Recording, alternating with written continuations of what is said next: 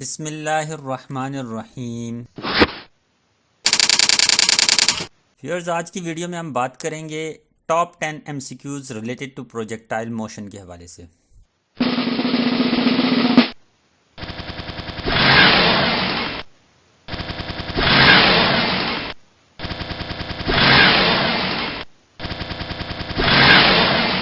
Horizontal component of velocity हमेशा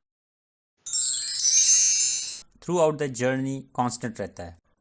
बहुत simple सा एमसीक्यू से हमने स्टार्ट लिया। अब हम सेकंड एमसीक्यू की तरफ बढ़ते हैं।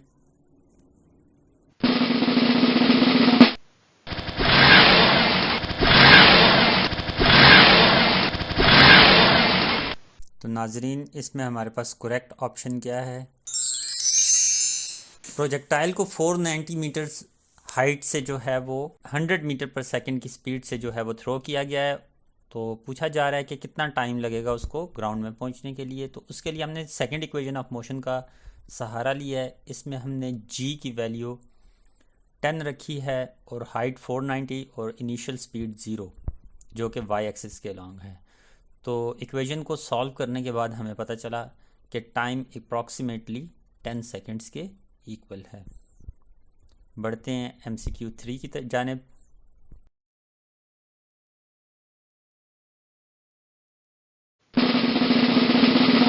इनिशियल काइनेटिक एनर्जी E और मैक्सिमम हाइट के ऊपर काइनेटिक एनर्जी क्या होगी?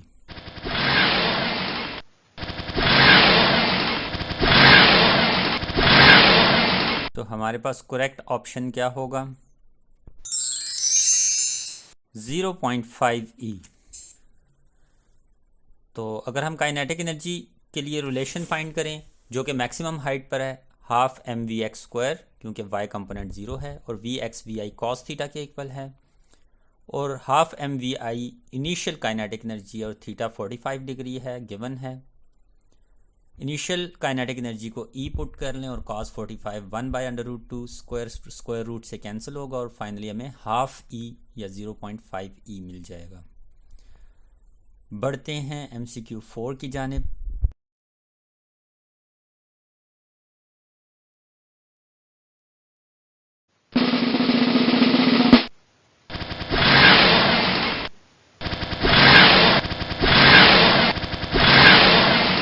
जंपिंग रिकॉर्ड को बेहतर बनाने के लिए जंपर को कितने एंगल से जंप करना पड़ेगा?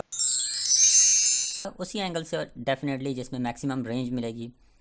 तो 45 डिग्री पर व्यूअर्स मैक्सिमम रेंज होती है।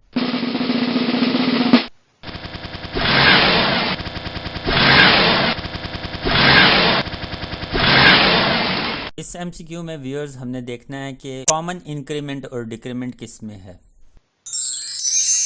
तो करेक्ट ऑप्शन है बी ऑप्शन। 45 से 2 डिग्रीज लेस कर लें और 2 प्लस कर लें तो हमारे पास 43।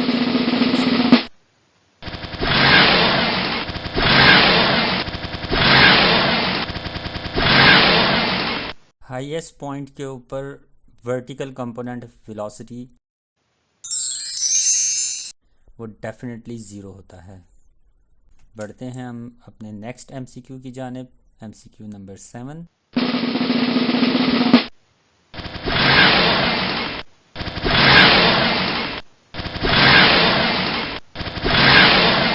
अगर मैक्सिमम रेंज 100 मीटर हो तो मैक्सिमम हाइट क्या होगी?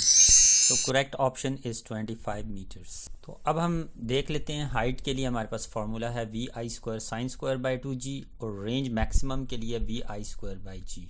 तो अगर हम हाइट के लिए vi²/g को अलहदा कर लें और sin² θ/2 को अलहदा कर लें तो इसका मतलब ये है कि आपके पास मैक्सिमम 100 और 100 का हाफ 2 और साइन ऑफ 45 1/√2 स्क्वायर रूट से कैंसिल होगा और हमारे पास 25 मीटर आ जाएगा। बढ़ते हैं जी नेक्स्ट MCQ नंबर 8 की जानिब।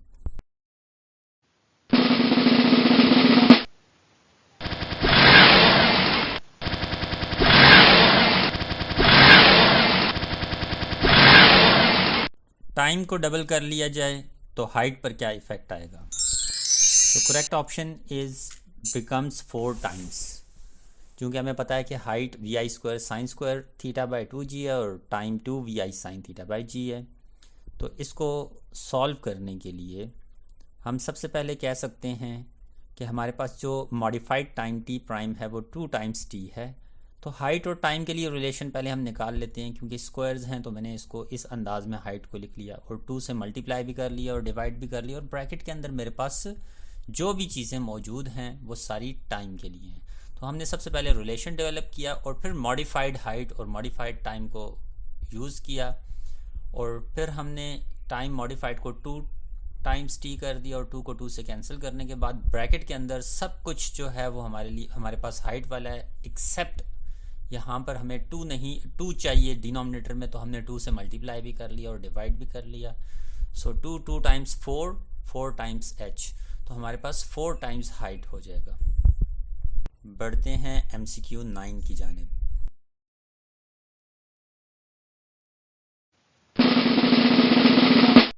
$75 डिग्री पर रेंज 0.5 किलोमीटर।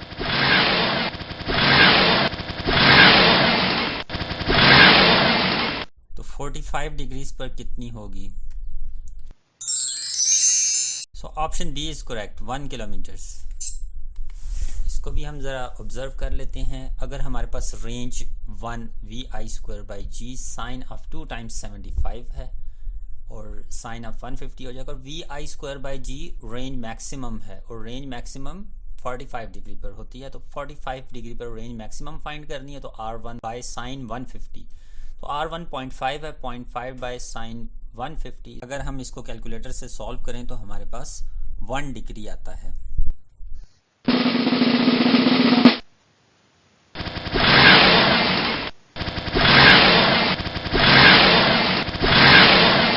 एंगल 30 डिग्री हो तो रेशो R2H हमने फाइंड करनी है। So correct option is 4 square root of 3। तो इसको सॉल्व करने के लिए सबसे पहले हम R2H लिख लेते हैं, R के लिए भी फॉर्मूला लिख लेंगे, H के लिए भी, और जो टर्म्स कैंसिल और न्यूमरेटर और डिनोमिनेटर में उनको हमने कैंसिल कर दिया, और हमारे पास एक आइडेंटिटी है डबल एंगल आइडेंटिटी, उसको हमने सिंगल एंगल्स में ट्रांसफॉर्म कर लिया, 2 साइन थीटा कॉस थीटा। यहाँ पर साइन स्क्वायर थीटा और साइन थीटा न्यूमरेटर और डिनोमिनेटर से कैंसिल हो जाएंगे, और हमारे पास R2H ratio 2 times cos theta divided by sine theta by 2 रह जाएगा, जो कि 4 times cos theta over sine theta है। और यहाँ पर हमें पता है कि थीटा 30 डिग्री है, तो कैलकुलेटर में व्यूअर्स इसी तरह हम 30 डिग्री जब पुट करेंगे और ये रेशो फाइंड करेंगे तो हमारे पास स्क्वायर रूट ऑफ 3 आ जाएगा। Thank you viewers for watching us.